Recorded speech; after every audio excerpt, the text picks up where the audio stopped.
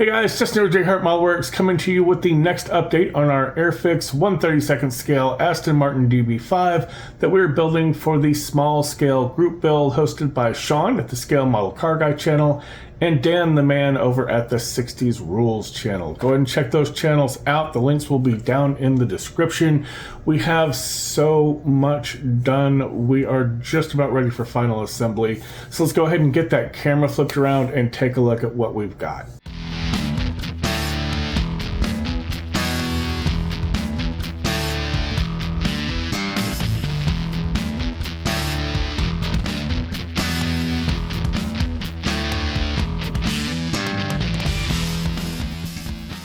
Alright guys, everything is painted up. We've done some pre-assembly. We're pretty much ready for final assembly at this point, pretty much. We have done some flocking in here. We just used some embossing powder, and it's not like the greatest flocking job the world has ever seen, but it's just to kind of give a little bit of texture in there. Once this is up inside that tiny car, you're not going to get enough light down in there anyhow, so it shouldn't be that big of a deal. We have gone with 3D printed seats. I just like the way those seats look. They look a lot better than the kit seats. Even with my attempt at modifying them, those seats just look kind of rough. We also have our shift boot done in here. So this is just an insect pin and run down into the shift boot. And what we did, we just 3D printed a cylindrical cone with a hole through the center. And then there's a trim ring around the base, and there's another little tab just to glue it as a locating point. But after I cured it up, cleaned it and cured it, before I painted, I went after it with a Dremel and a very fine sanding wheel, and just kind of ground in some indentions in there just to break up the perfectly rounded shape and make it look more like, wrinkles in leather. Also, the kit does not have any pedals, so I 3D modeled up a pedal assembly, and we got that glued in as well. On the underside down in here, we have our rear suspension in place. This is really, really finicky. There's no real locating point for the axles. There's just the springs, and they glue to the chassis and to the axles themselves. Then you've got these control arms that glue into place, but there's nothing really keeping it from being side to side or off this way. So you really have to make sure that everything is lined up and that these aren't, because the first time I glued this in, it was cattywampus and it would have created a very bad tilt in the rear wheels. So just want to make sure that everything is lined up. Our axle is just sitting in there loose, held in by its pins, and we have the transmission in there as well. We do not have the front suspension in, and that is just because when you go to insert this, the back end inserts into the body with no problem. The front side, there's a bit of twisting and pulling on the body to try and get it around these fenders, and I wanted to have the room in here without the suspension in place so that we could get our fingers in there to get everything settled in. The front suspension itself are just these little spindles, and they're held in place with this front cross member, which also has your steering rack on it. So if those are done up. Also for the chassis down here, we have the exhaust. Kind of cut open a hole down in there because this likes to sit a little high. So that's just going to drop down in just like that. Our glass is done, and we have gone ahead and added in, because I have this big opening in the center of the roof. So I just added in a piece of sheet acetate to serve as a headliner. I've also 3D modeled up a rear view mirror, and I scratch built up our sun visors. There's a little bit of just plastic card, some 1/2 millimeter rod, just some metal post, and after painting it up, we add a little bit of bare metal foil in there to create that chrome trim that's on the actual car's sun visors.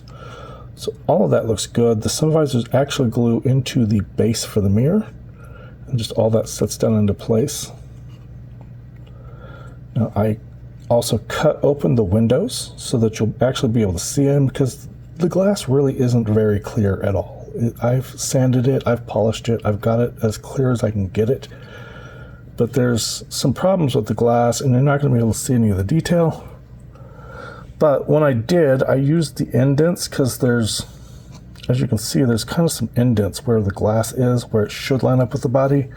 So I used that as my guide for cutting the glass, only it doesn't actually line up with the body.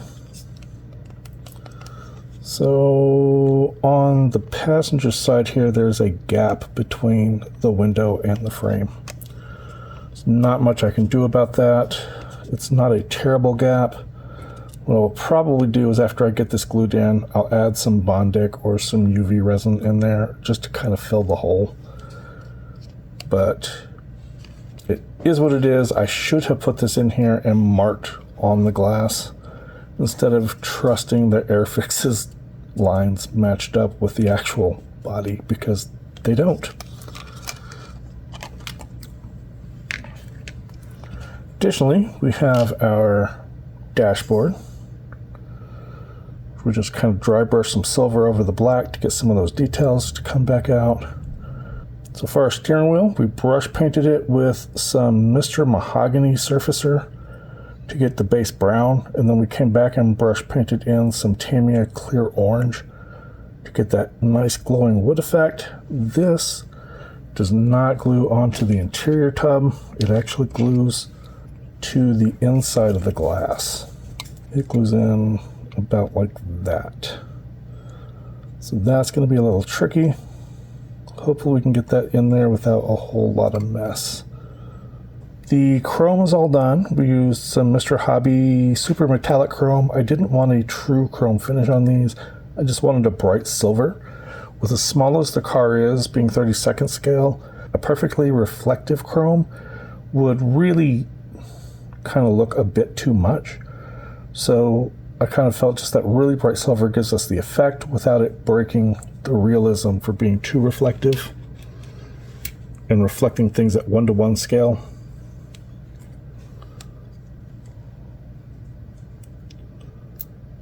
And I think it does a really nice job.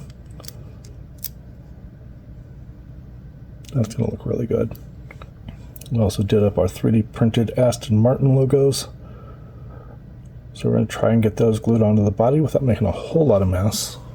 And we did 3D print our mirrors and got them on some little metal posts. Those are going to sit down in those holes we got drilled into the body.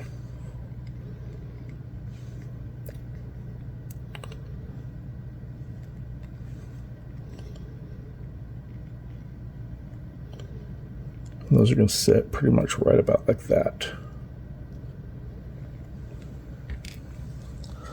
We do have our body done. This came out really good. I'm really happy with it. We did the interior in our brown that we did for the body for the seats. So that's going to all tie in and look really good together. The body itself we did in black Mr. Surfacer.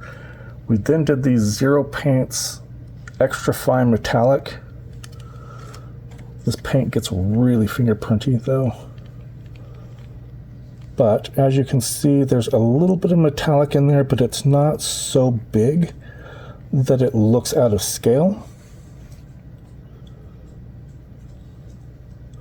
With a normal metallic candy base, it would just look really grainy for this small of a model. And then after we got the Zero Paints down, we followed that up with some Splash Paints Candy Blue. So once we get this all cleaned up, we are going to have to come back in here and paint in our door handles. I didn't do the bare metal foil because I didn't want to cut on the body and risk damaging the body itself. Unlike with the bare metal foil, you're cutting right into the edge of a trim line, so it doesn't really show up as much. Now, we may do some cleanup on the body. I'm trying to decide if I want to really bother with sanding and polishing. The finish is really, really nice on the 2K clear. I did thin it down a bit, so it's not really syrupy on the panel lines. So for the most part, there's a tiny bit of dust here and there. There's not a whole lot of really bad dust. I'm trying to decide if I want to bother with sanding and polishing. Like I said, there's like one right there that you can just barely catch. There's like, those are microscopic.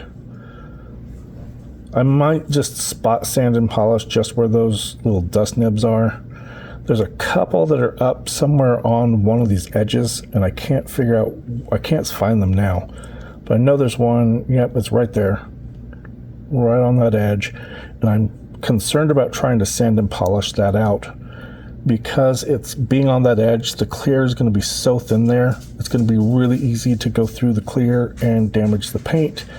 So, like I said, I'm not sure if I want to even bother with sanding and polishing at all. If I do, it'll just be in tiny little spots that have the, you know, just the dust nibs on them.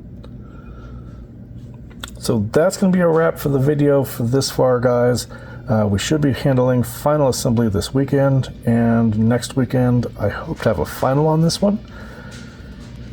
And hopefully I get some paint in that I'm waiting on for the Ferrari SP2 so I can finish that buddy build up with Mike from Mike's Miniature Motors. Thanks for hanging out with me, guys. I always appreciate you watching the videos and hanging out with me, and I will catch you guys on the next one.